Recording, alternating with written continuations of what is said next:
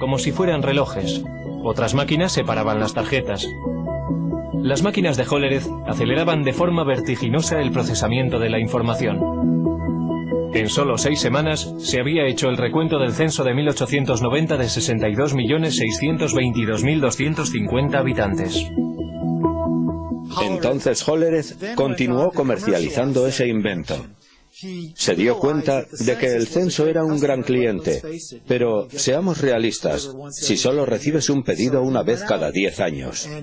Entonces salió y consiguió hacer negocio entre los ferrocarriles, por ejemplo, y formó una compañía que finalmente se convirtió en la base para la IBM. La invención de Hollerith fue un hito en el camino de lo mecánico a lo digital.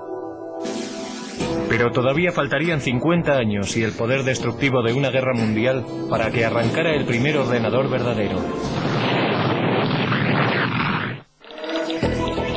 Antes de los años 30, los aparatos mecánicos computacionales se utilizaban para seguirle la pista a la población, pasajeros de tren y archivos de seguros de vida. Pero los primeros ordenadores digitales electrónicos se construyeron con un objetivo mucho más persuasivo en la mente: ayudar a ganar una guerra mundial. Una de las máquinas más tempranas se propuso por los británicos para romper el código alemán, conocido por Enigma.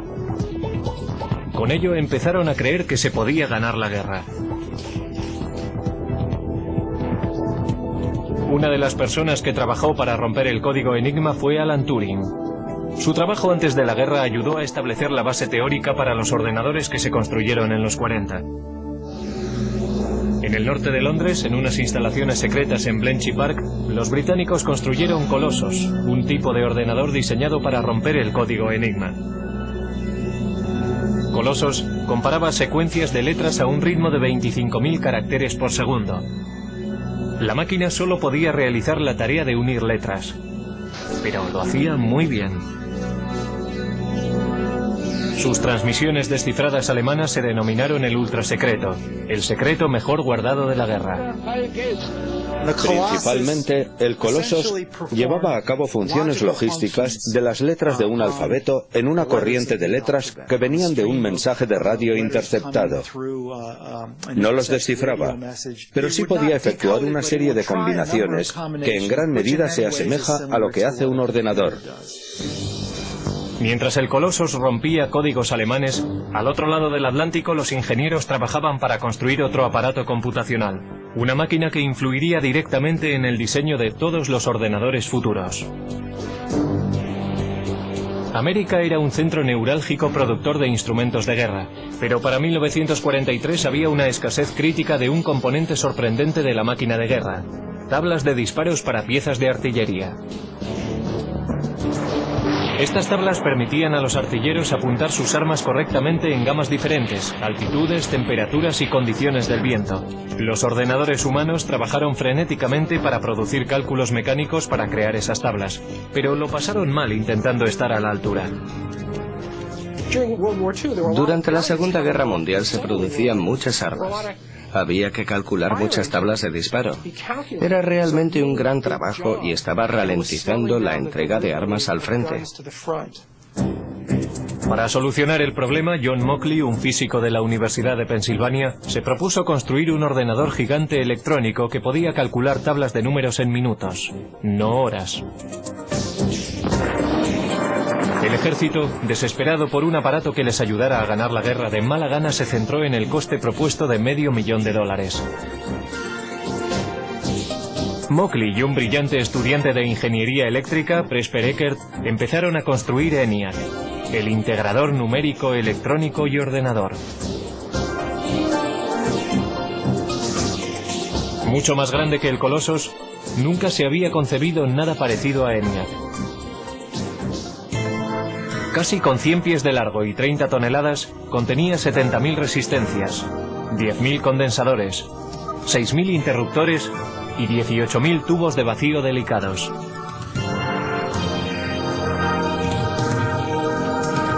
Los tubos funcionaban como bombillas. En una máquina cabían 18.000 tubos, por lo menos uno tenía que cambiarse cada pocos minutos. Después de 2 años de trabajo intenso, el equipo completó el ENIAC. 3 meses después, los japoneses se rindieron. Aunque no pudo acabarse a tiempo de ayudar a acabar la guerra, ENIAC fue una máquina maravillosa. Podía realizar 5000 sumas, 357 multiplicaciones y 38 divisiones cada segundo. Lo interesante sobre ENIAC es que tenía una capacidad de propósito general. Podía reconfigurarse para solucionar otros problemas, y nunca hubo ningún problema para encontrar trabajo para ENIAC. Todos los servicios armados exigían tiempo para poder usarlo, también clientes industriales y universidades, así que se le mantuvo ocupado hasta bien entrados los 50. Pero a ENIAC, la máquina más compleja de su tiempo, todavía le faltaban muchas de las cualidades de un ordenador moderno. Su memoria era muy primitiva y solo podía almacenar un máximo de 20,10 números decimales. Tenía que recablearse laboriosamente cada vez que se programaba. Y no podía tomar decisiones lógicas basándose en sus cálculos. Pero ENIAC ya había demostrado que los ordenadores se podían construir.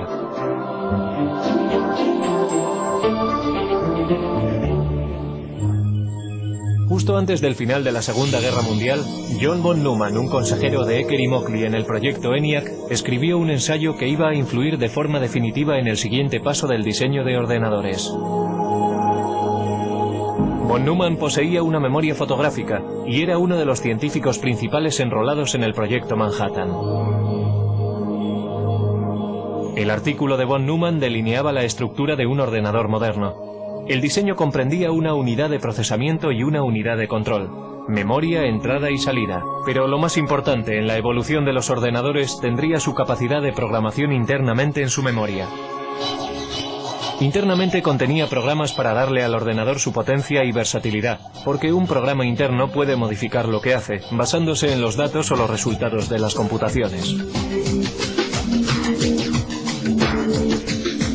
El trabajo de von Neumann proponía una máquina que realmente poseyera una capacidad general de propósito. En su trabajo describió los atributos del ordenador, cómo tenía que organizarse de forma lógica. Esto es, necesitaba tener un procesador central donde los cálculos se pudieran llevar a cabo. Necesitaba una memoria donde los datos de programación pudieran ser almacenados. Y necesitaba tener una unidad de salida y una unidad de entrada de algún tipo. Trazó el plan lógico, el mapa para un ordenador, y señaló la dirección que había que tomar para el futuro. La idea para almacenar programas internamente era la última llave para desarrollar el verdadero ordenador con un propósito general. Pero si fue o no la idea de von Neumann es algo que se ha debatido con vehemencia recientemente. Ecker y Mockley, que habían trabajado con von Neumann, dijeron que habían formulado programas internos como parte rutinaria de su trabajo al construir ENIAC. Sin embargo, Ecker y Mockley no fueron incluidos como autores en el artículo y se sintieron traicionados. Pero al darse cuenta de que el ordenador encontraría un lugar en el mundo de los negocios, Ecker y Mockley formaron su propia compañía. Empezaron a trabajar en una máquina que llamaron UNIVAC, Ordenador Universal Automático. A diferencia de sus predecesores, UNIVAC era una máquina amable, diseñada para solucionar problemas científicos o militares. Podía diseñarse para satisfacer varios propósitos. El UNIVAC también constituía el primer ordenador en poder fabricarse en masa y venderse comercialmente. La máquina podía ser programada para toda una serie de tareas de procesamiento de datos como nóminas, inventarios y facturación. Unidades de cinta compactas y magnéticas almacenaban datos, y los resultados se imprimían automáticamente. Todavía muy poca gente entendía qué grado de utilidad tendría un ordenador. Esa percepción cambió drásticamente en la noche electoral de 1952, cuando la CBS utilizó el UNIVAC para predecir el resultado de la carrera presidencial entre Eisenhower y Adelaide Stevenson. Los sondeos decían que la carrera presidencial estaba muy justa. El UNIVAC calculaba de otra forma. Los ingenieros introdujeron los resultados de los precintos seleccionados del este, antes de que cerraran los colegios electorales en el oeste.